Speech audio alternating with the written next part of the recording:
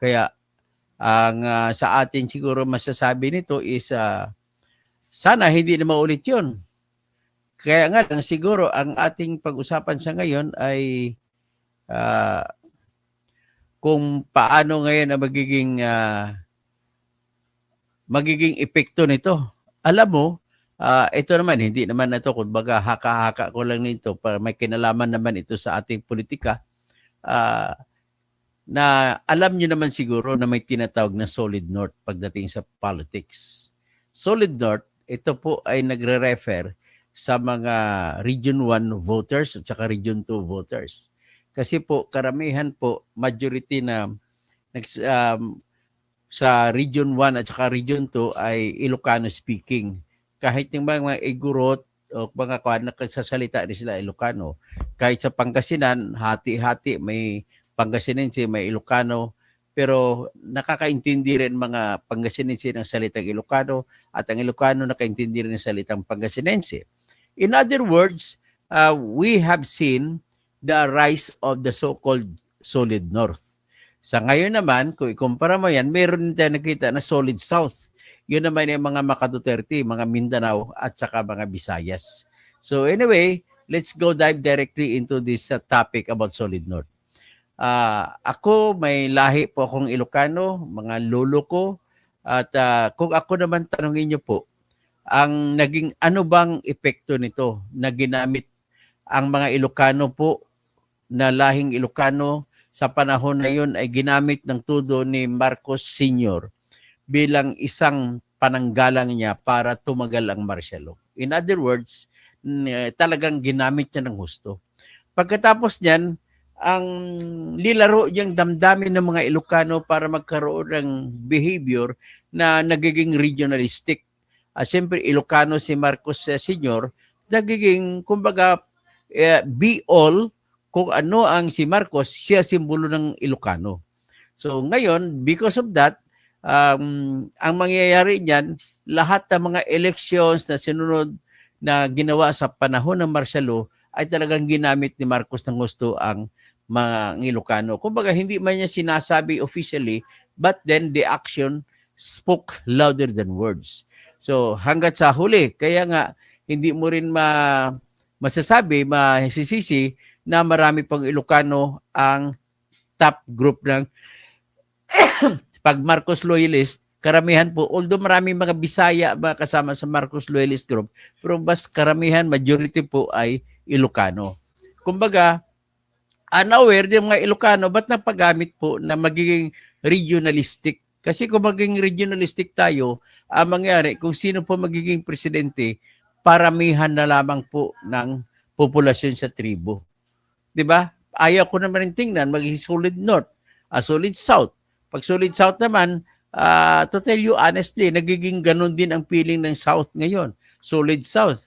Kasi feeling ng mga Bisaya at saka taga Mindanao ng mga Visayan speaking din, pati mga Ilocano doon, Visayan speaking na rin, mga Pangasinense doon, Visayan speaking na rin, yung mga Pampangan doon, Visayan speaking, mga Bicolano, Visayan speaking na rin, they identify themselves as part of the whole group of the Solid South.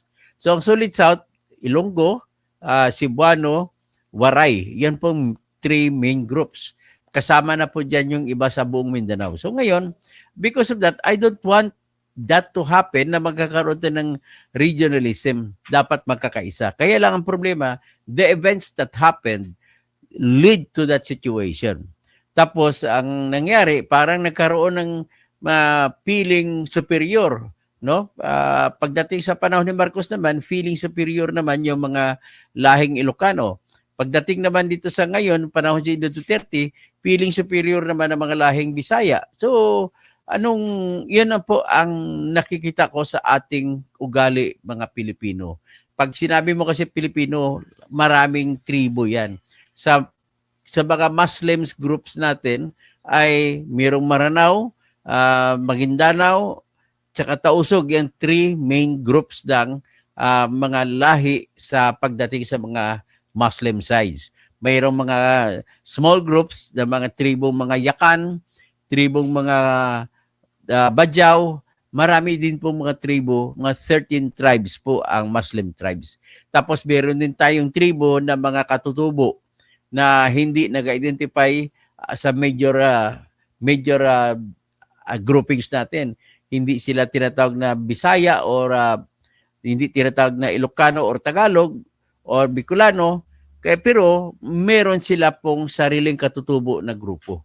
So, ganun po tayo. So, I'm just hoping na darating tayo sa punto na magkakaisa-isa na tayo. Kaya siguro kung akong presidente ng Pilipinas, kagaya sa sundin ko yung experiment na ginawa ni Lee Kuan Yew sa Singapore.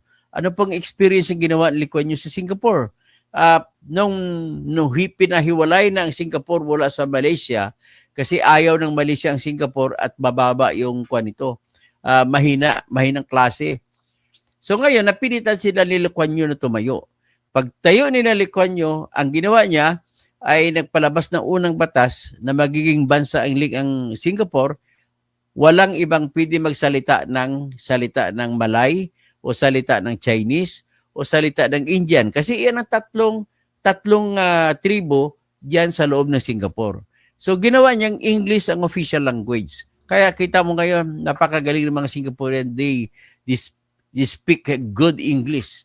Kaya iyan naman ang communication skills nila sa English ang naging dahilan kung bakit mataas yung ori ng kanilang ekonomiya. At siyempre may connection sila sa the outside world. Tapos because of that English language, they managed to get professionals all over the world. Kasi aminin natin sa hindi, mas marami pong mga good professionals na English speaking.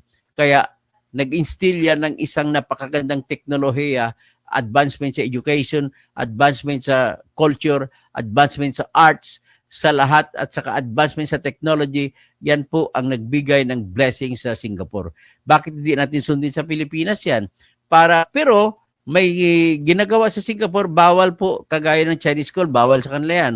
Walang tinatawag na Chinese school, walang tinatawag na Malayan school, walang tinatawag na Indian school. Kundi everybody must speak English language. Yan ang nangyari sa kanila. So, there is now no such thing as comfort rooms for Malayo, comfort rooms for Chinese, and comfort rooms for Indians. Kaya yan po ang kanilang naging eksperimento ni Lee Kuan Yew at nagiging, tingnan mo yung mga ugali ng tao nila. Mga Singaporean, ang sarap na kaya pumunta, magmamasyal sa Singapore. Kaya makikita mo sa kanila yung kanilang kultura ay maayos na maayos. Malayo po sila sa kultura nila sa Chinese, malayo sa kultura sa Malay, sa Indian, kundi sila talagang special breed of people na kung saan ang kanilang kultura ay buo lamang sa kanilang pagsasama ng tatlo. Whereas kung ganoon po tayo, tanggalin na lang natin kasi ang noong araw, hindi natin maitatanggi na yung mga Bisaya noong change nagchuchu si Manuel Quezon kung ano ang national language, pinili ni Quezon yung Tagalog. Tapos that caused resentment among the Bisayans. Kasi ang katwiran ng mga Bisaya noon, mas marami ang nagsasalita ng mga Bisayan. Kasi kung ako naman sa panahon ni Quezon ay dapat English na lang ang salita na national language. Kasi pag English, at least nakikita din nyo naman, mas magaling tayo mag-English at ang feeling nyo, kahit kaharap mo, kahit anong tribo, pag nag-usap kayo, if you use the English language, you do not feel na ikaw ay offended. Neither the person you talk to are also not offended. Kaya nga meron tayong katwiran na wag naman kayo mag-usap ng Kapampangan dyan kasi hindi kami makaintindi ng Kapampangan. Baka binibenta mo na kami. Yung mga galon na mga stereotypes natin, dapat matatanggal yung mga stereotypes natin. Kaya nakikita ko po, pag tinignan natin ngayon sa aspeto ng politics, simbolo na po, ayaw ko naman sabihin, tawagin ko na lang na nagiging bad omen na po yung pagka-disgrasya ng Solid North na bus at wala na po, broken na po ang North. Kailangan wala na yung Solid North, wala na yung Solid South, dapat mag-isa ang Pilipino. So, sa madali, ilang dekada na nagamit ni Marcos Sr. ang pagiging Ilocano niya at inuuto niya yung mga kapwa niya Ilocano. At hanggang sa natanggal siya sa pwesto sa kanyang pagnanakaw, biro mo siya lang ang nagnanakaw, dadamay niya buong Ilocano. Ganun po ang feeling ko diyan. Tapos siya lang nagtatamasa. Ang style po kasi ni Marcos Sr., ganito po style niya. Lahat po na crony niya ay wala silang kasulatan, wala ka makikitang ebidensya na ang kapital halimbawa kay Henry C. Kay Marcos po galing yan. Huwag po pa kayo maniwala na galing sa Carriedo na SM na sapatos na negosyo sa Carriedo. Magaling magnegosyo si Henry C. Kaya binigyan niya ng kapital, pasikreto. At walang kasulatan. Ganon din si Henry C. si Lucio Tan. Binigyan niya rin ng kapital at pinatakbo negosyo, wala rin silang kasulatan. Pati yung GMA7, kaya maniwala kayo sa akin, hindi. Naalala mo ba yun na si Aimee Marcos doon, nag-claim ng pera mula sa GMA7? Yan po ang ginagawa ni Marcos noong araw. Magaling po siya magtago ng kayamanan. So maraming negosyante ito, si Benedicto sa Bacolod, si Kuhuangco, ginamit niya rin yan.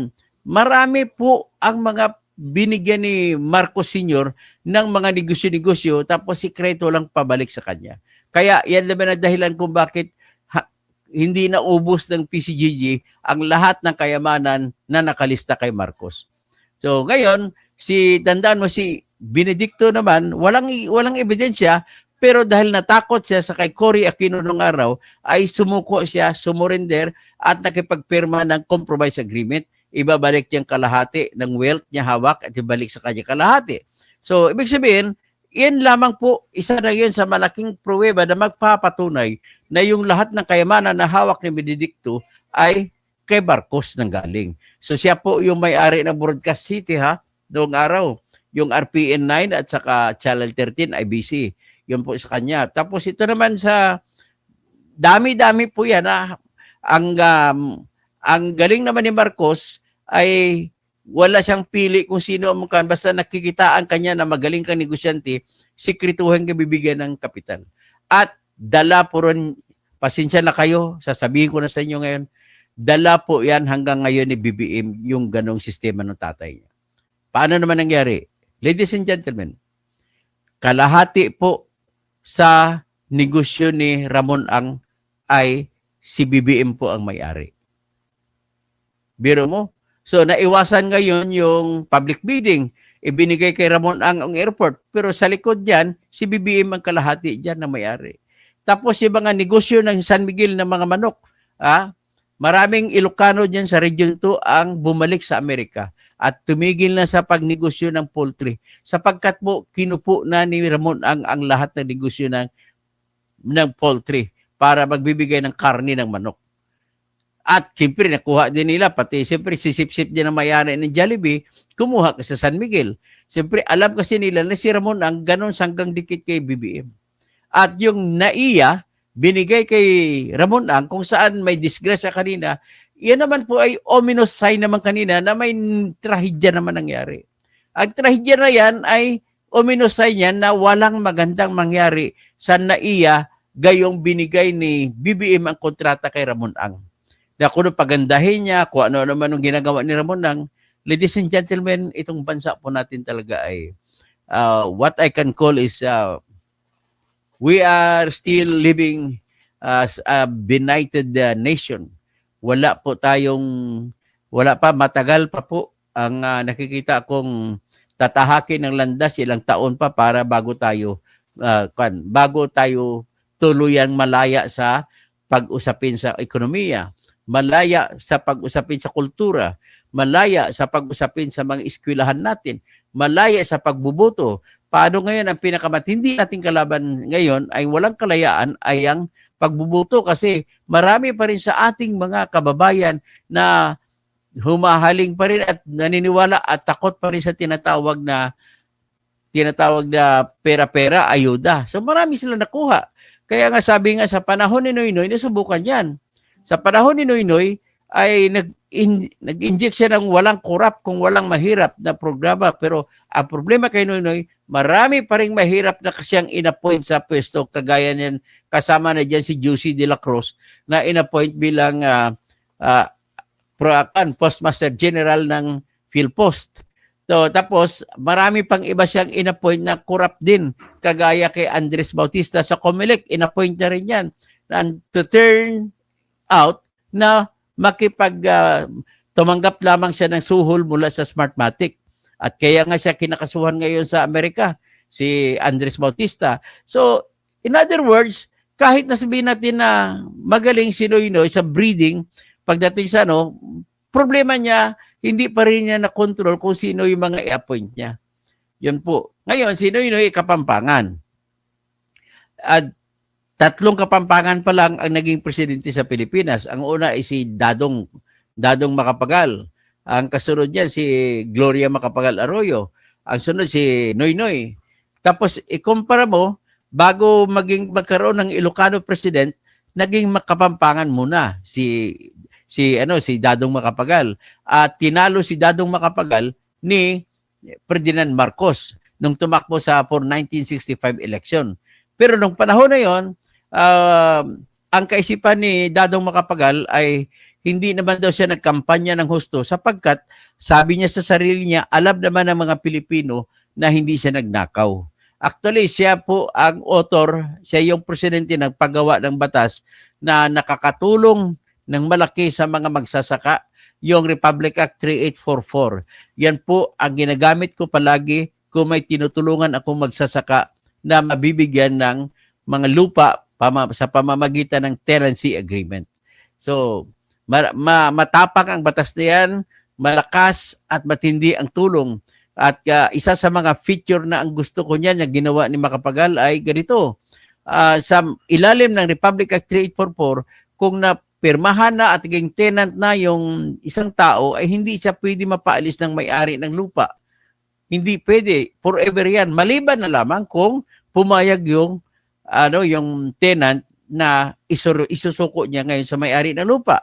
Isa pa, maliban na lamang kung na-convert na yung lupa, hindi na sakahan, kundi nagiging residential o kung ano.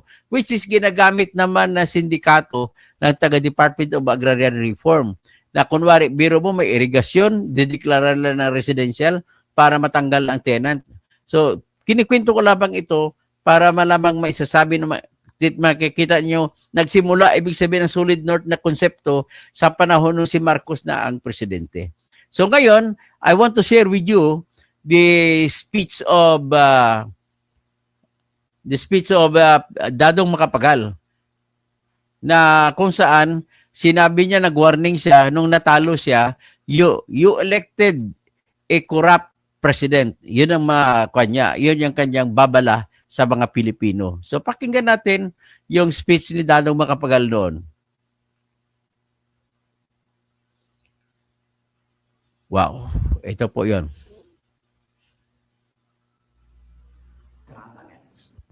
That the martial law regime of Marcos was nothing but an ill-disguised plot to perpetuate himself in power when he and or his wife and son by consolidating the political and economic resources of the country under his control. And the reporters of the New York Times and the New Yorker found that a primary means of enrichment of those in the government is public works. Or more, in which, according to these periodicals, many of the contractors are friends of the Marcoses and serve as fronts in elaborate syndicates for them, their associates, friends, and relatives, including the relatives of Mrs. Marcos, and that some of these constructions are owned or controlled by them, their relatives, and friends. So, yan po So let me ask then, what is si your own personal opinion about the defense of Matsu and Kamoy? Should they be defended? Yes, I believe that yan si Dadong Macapagal Matsu and Kemoy should be defended because to Guwapo allow siya, them to be taken over by Red China would encourage international communism and would jeopardize the security of the nations in the region. Mr. Vice President, how would you suggest that they be defended? By whom? By the nations of the free world, particularly both bound by security arrangements such as those in the CITO, in the Mutual Defense Treaty between the Philippines and the United States, in the Mutual Defense Treaty between the United States and Taiwan. Well, would that mean then that the Philippines would be willing to fight side by side with the United States and nationalist China to defend Matsu and Quemoy? If that should be the decision, in accordance with the provisions of these treaties in the Philippines, would do so. Do you think that the CITO agreement should be extended to include Formosa and the offshore islands of Matsu and Quemoy? We in the Philippines believe that the regional arrangements for the common security of the free nations should be made larger and larger. Yan po si Kim.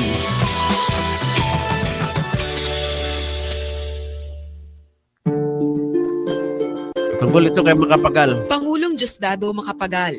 Mula sa isang mahirap na pamilya sa probinsya ng Pampanga, nakilala si Pangulong Diosdado Macapagal bilang the poor boy from Lubao. Bitbit ang kanyang pangakong bibigyan ng tuldok ang korupsyon sa bansa. Tinalo niya ang nooy kasalukuyang Pangulo na si Carlos Garcia sa halalan nang may malaking agwat sa bilang ng botong natanggap.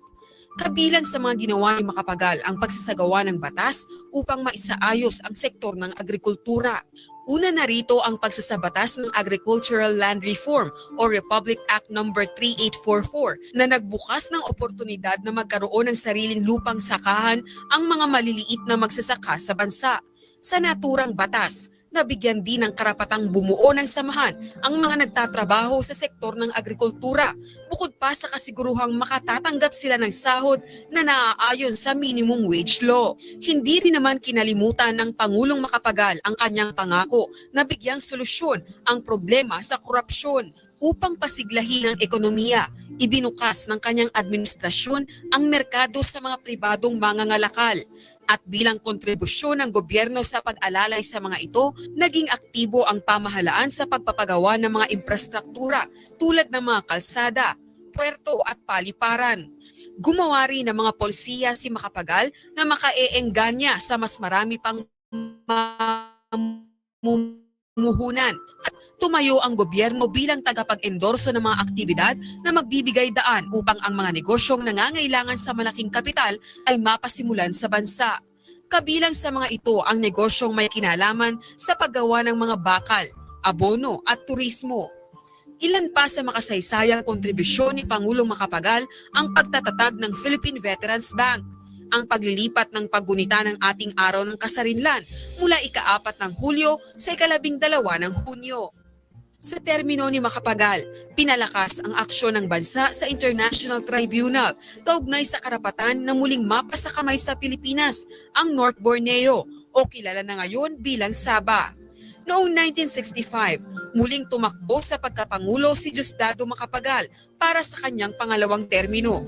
Dahil sa mga akusasyon ng korupsyon at ramdam na pagtaas ng presyo ng mga bilihin, bukod pa sa patuloy na problema sa kapayapaan at kaayusan sa bansa, hindi siya pinalad na magwagi sa naturang halalan. Matapos nito ay nagretiro siya sa mundo ng politika, subalit naging aktibo pa rin sa mga gawaing pambansa. Naihalal siya bilang Pangulo ng Constitutional Convention noong 1971 at nagsilbi bilang miyembro ng Philippine Council of State noong 1986. Ang nalalabing lakas ni dating Pangulong Macapagal ay ginugol niya sa pagbabasa at pagsusulat. Binawian siya ng buhay noong April 21, 1997 dahil sa komplikasyon sa sakit ng pneumonia. Diosdado Pangan Macapagal, ang ika-9 na Pangulo ng Pilipinas.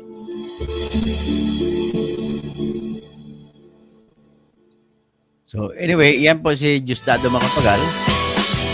Isa pa. Extravagance.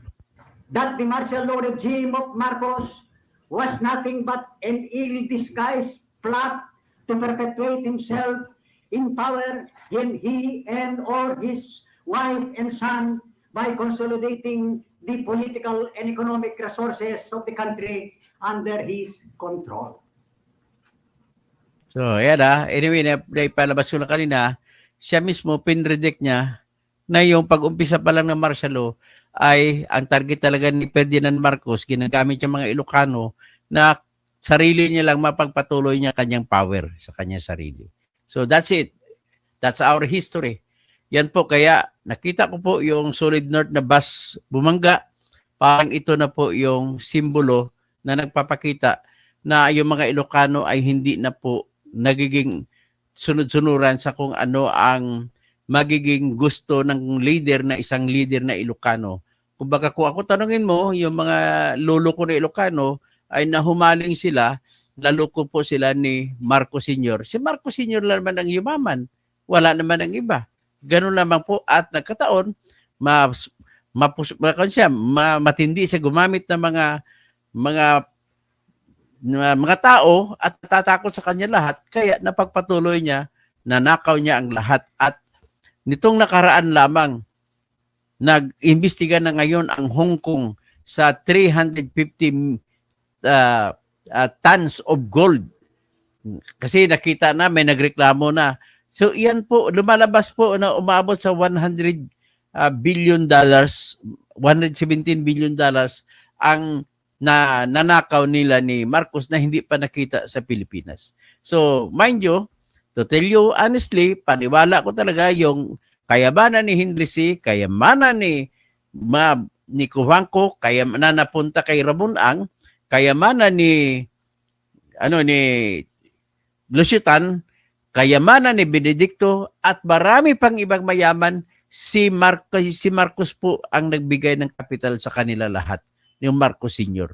At yan lamang po ang aking sasabihin, at kailangan na natin isigaw sa buong mundo na dapat solid na ang Pilipino. Wala na yung solid South, solid North. Wala na, dapat broken South, broken North. Kailangan Pilipino po tayo lahat. Tanggalin natin po sa ating sarili yung lahat ng mga polisiya na nagkikreate ng mga regionalism. Kasi pag nag-promote kayo ng regional South, na buong solid South, parang nagkikreate kayo ng regionalism. Dinidiscriminate yung ibang tribo. Ganon din kung nagkikreate kayo ng solid North, dinidiscriminate nyo na ng ibang Pilipino. So, for me, kung ako maging presidente, tanggalin ko na yan yung ganong mga polisiya na magkahit organisasyon lang tatawag sa sarili nyo, solid South, solid North, solid Ilonggo. Kaya nga mga party list na yan, dapat tanggalin na yan eh. Ilocano ako. O, si kay Chubby Chingson naman yan. Bisaya ako, tapos Ilonggo ako, tapos Bicol ako Bicol, by Bicol Saro. Wala na, Waray Iton, Anmoray, o ano pang iba. Marami pang iba, kaya dapat binawalan na ito ng court ng COMELEC itong mga party list na nagbibitbit ng mga regionalism na mga tendency for the tribes to compete against each other. Pangit po 'yun. So, yan na po ang sa akin po ngayon. Maraming salamat po sa lahat. Si Italiano Gold Budol GDP ng Pinas, 440 billion pera, hindi natin kaya gumawa ng tangke ni Gera. Oo nga. Sige. Pastor Rodi Rabi, Jopal Gasol, Salot Sir. Tapos si Lando Bersabal. Good evening po sa Idol from Baras, Rizal. Thank you po. Pa-shout out naman po sa Uragon Barber Shop. Uragon, mga Bicolano yan. So maray na banggi sa mga Bicolano. Shop idol, shop mo pala yan. Saan ba yan sa Kwan? Pinugay, Baras. So, sige, makapagpasyal ako dyan. Hanapin ko yung Kaya lang, hindi naman ako makapagupit kasi wala akong buhok. Sige, paano lang? Shave na lang ako. Si Sherry Ann Lansang, good evening. Jupiter Pluto, maray na banggi. So, maya pagat panapon sa mga kababayan ni Diosdado Macapagal, the greatest Kapampangan politician that I've ever known, si Dadong Macapagal. Okay, hanggang dyan lang muna tayo at magandang gabi po.